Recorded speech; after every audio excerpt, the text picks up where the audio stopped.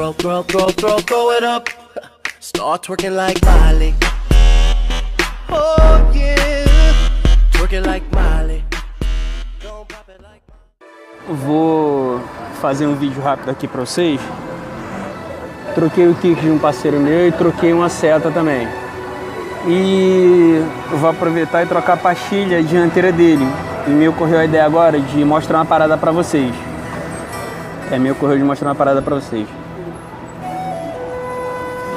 Se tu tiver escutando barulho na frente, mexer na caixa de direção, já ter trocado canela, já ter trocado rolamento e o barulho não resolver, e o barulho é aquele tec, tec, tec, tec, tec não parar, e todo mundo achar que é a caixa de direção, tu troca a caixa de direção, tu faz canela, tu troca rolamento e o barulho não para. O barulho vem daqui, ó.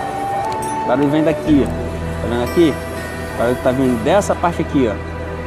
Olha lá como ela mexe, ó. Tá vendo? Olha lá, vem daqui.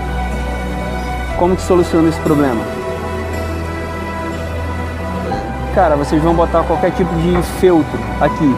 Vocês vão cobrir ou a parte da canela. Vocês vão cobrir ou a parte da canela, ou vocês vão cobrir o espelho com feltro.